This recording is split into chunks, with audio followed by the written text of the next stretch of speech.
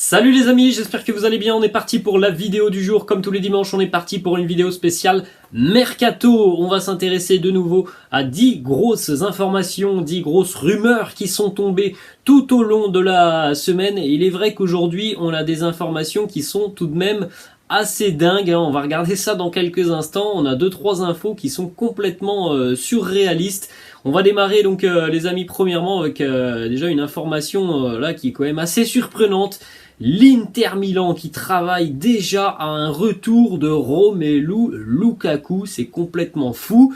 La Gazzetta italienne annonce même qu'il y a déjà un accord entre Lukaku et l'Inter, donc accord entre le joueur et son ancien club. Évidemment, le plus dur, ça va être maintenant de trouver un accord avec Chelsea, mais c'est complètement dingue quand on sait que Lukaku a fait des pieds et des mains pour quitter l'Inter l'année passée, que Chelsea a investi plus de 110 millions sur lui. C'est complètement fou de se dire que l'Inter pourrait le faire revenir. Alors évidemment, s'il revient du côté de l'Inter, il va y avoir une très très grosse baisse de salaire pour Romelu Lukaku. Et surtout, ce qui serait intéressant, c'est de comprendre comment l'Inter va convaincre Chelsea qui a investi plus de 110 millions, l'année dernière. Parce que là, déjà, évidemment, le joueur, il a perdu un petit peu de valeur cette année. Alors, il n'a pas perdu non plus 50 millions, mais il a tout de même perdu un petit peu de valeur. Et ça serait quand même assez intéressant de comprendre comment l'Inter va pouvoir financer un retour de Romelu Lukaku. Alors plusieurs pistes ont été évoquées cette semaine, notamment des pistes de prêts payants. Mais c'est tout de même assez fou déjà cette première information. Ensuite on enchaîne les amis avec, là aussi ça va être un dossier à mon avis qui va être très intéressant à suivre tout au long du mercato, puisque bon, le dossier Haaland et le dossier Mbappé sont donc tous deux terminés. Il y a d'autres options et notamment en attaque, l'option du jeune buteur uruguayen du Benfica, Darwin Núñez, qui a vécu une saison complètement folle avec le Benfica. Vous avez même des stats à côté. 41 matchs, 34 buts, 4 passes décisives. Ce sont évidemment des statistiques monstrueuses pour un attaquant qui aura vraisemblablement l'opportunité d'aller découvrir l'un des championnats du top 5 européen. Le fait d'avoir connu déjà une belle aventure européenne avec le Benfica, c'est quelque chose de très positif. Et maintenant, c'est peut-être le grand saut pour Darwin Núñez, estimé à 55 millions par Transfermarkt. Alors visiblement, lorsque le joueur quittera le club, ça sera beaucoup plus que 55 millions. Le Benfica discuterait vraisemblablement aux alentours de 80 millions d'euros. Et il y a tous les grands clubs qui sont sur Darwin Núñez, Manchester United, le Bayern, le Real Madrid, Arsenal, le Paris Saint-Germain ou encore l'Atlético Madrid. Alors il semblerait qu'à l'heure actuelle, ça soit plutôt Manchester United ou encore l'Atlético qui soit légèrement en avance sur ce dossier, mais voilà, c'est un dossier qui n'en est qu'à ses prémices et on risque d'avoir un feuilleton assez long jusqu'à la fin du mercato. Ensuite, on enchaîne les amis avec cette information qui nous vient d'Allemagne, le quotidien Sport Bild qui annonce donc, comme on en avait parlé la semaine dernière, que Sadio Mané est bel et bien une piste plus que plausible pour le Bayern Munich. Malheureusement pour les Bavarois, ils ne sont pas seuls sur le dossier, c'est bien logique pour un joueur de la classe de Sadio Mané. Évidemment qu'il y a pas mal de clubs qui ont frappé à la porte. Le PSG est très très intéressé par Sadio Mané, surtout que visiblement Sadio Mané ça ne coûte pas si cher que ça. On a appris que Liverpool pourrait le laisser partir aux alentours de 50 millions d'euros.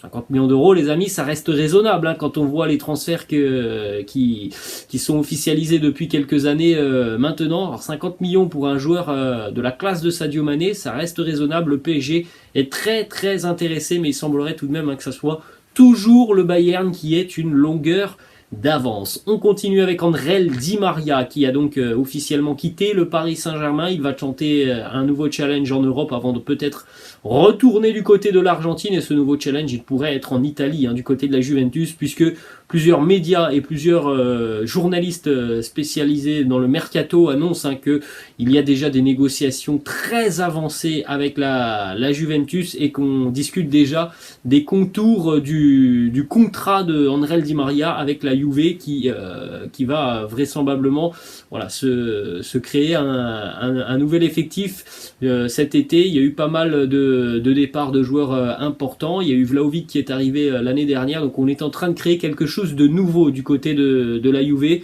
Alors il est vrai qu'André Di Maria, c'est pas non plus le plus jeune joueur, mais c'est encore quelqu'un qui peut apporter, évidemment. Ensuite, on enchaîne avec une information qui concerne le Stade de Reims et Newcastle. Là aussi, c'est un dossier important. Bon, sur le mercato français et la Ligue 1, Hugo Ekitike, le jeune attaquant du Stade de Reims. 19 ans pour Hugo Ekitike, profil très longiligne, très bon finisseur devant les buts. Il plaît beaucoup en Angleterre et à Newcastle. Un Newcastle qui avait déjà tenté sa chance lors du mercato hivernal. Ça n'avait pas fonctionné pour les Magpies qui n'avaient pas réussi à convaincre le Stade de Reims.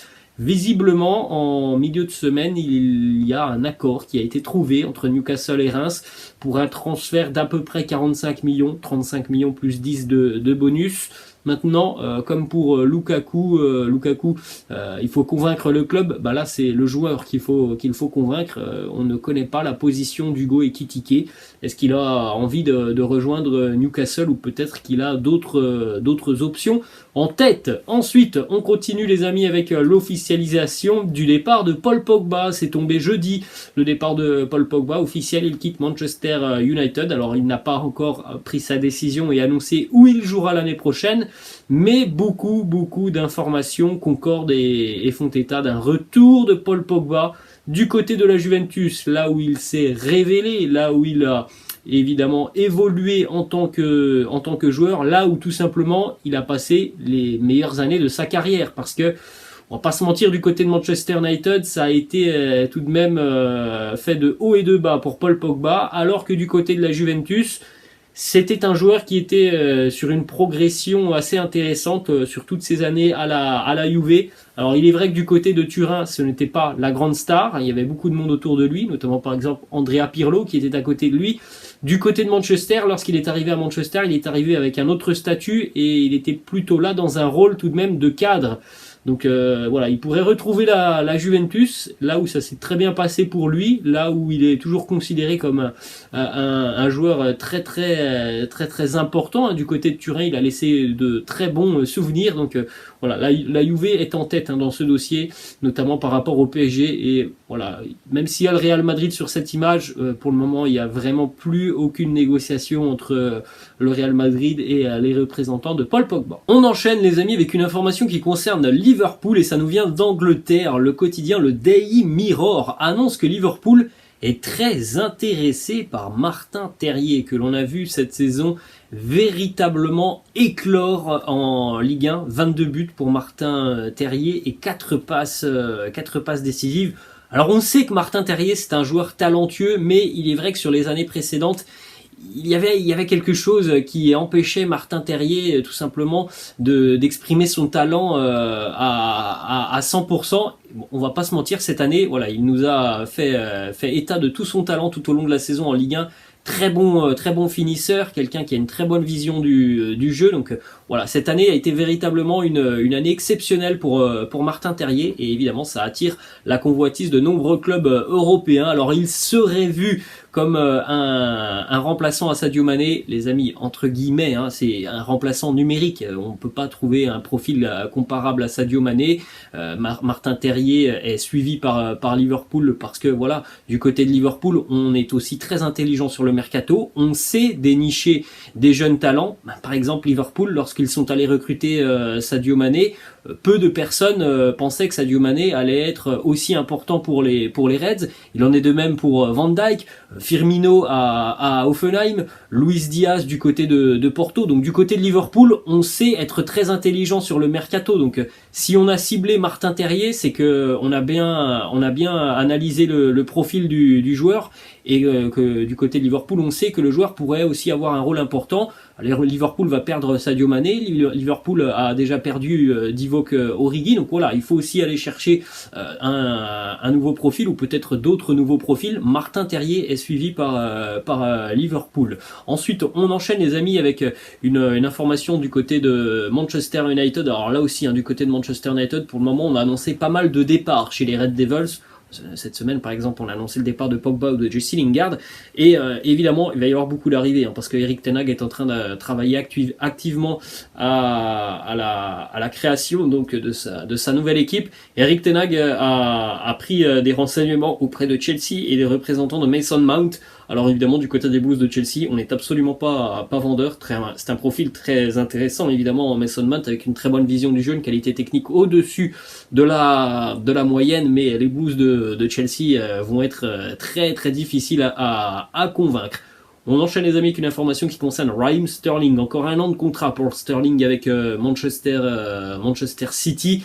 Déjà 3 clubs sont intéressés, Chelsea, le Bayern Munich et le Real Madrid. Du côté de Manchester City, on a vu aussi l'arrivée de certains attaquants, Haaland et Julian Alvarez. Alors c'est pas du tout le même profil. On sait aussi que Raheem Sterling, c'est pas un titulaire indiscutable, loin de là. Il n'a pas joué face sur les deux. En tout cas, il n'était pas titulaire lors des 2 demi face au Real Madrid. Donc c'est pas un titulaire indiscutable pour Pep Guardiola. Raheem Sterling a déjà fait part de son envie de connaître aussi un nouveau championnat.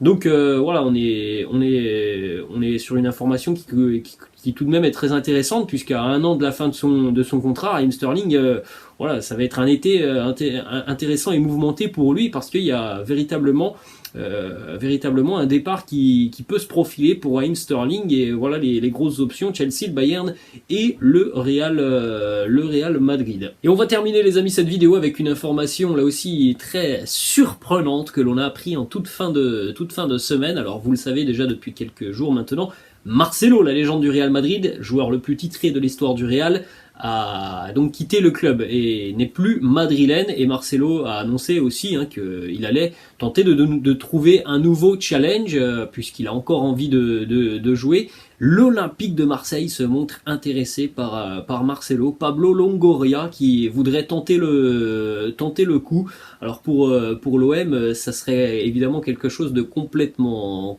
dingue d'avoir un joueur aussi expérimenté dans un effectif comme celui de l'OM. Ce serait quelque chose d'assez dingue. Du côté de Marseille, on sait que la concurrence sera rude. Il y a notamment un club qatari qui est prêt à poser vraiment un très gros chèque pour Marcelo. Un club turc, donc pour le moment on n'en sait pas plus, mais en tout cas Marseille aimerait tenter le coup Marcelo, et rien que de penser à cette éventualité, c'est tout de même quelque chose d'assez fou. Voilà les amis, la fin de cette vidéo, j'espère que ça vous a plu. N'hésitez pas comme d'habitude à lâcher un petit pouce bleu, n'hésitez pas non plus à vous abonner à la chaîne. Je vous laisse, je vous dis à demain, ciao.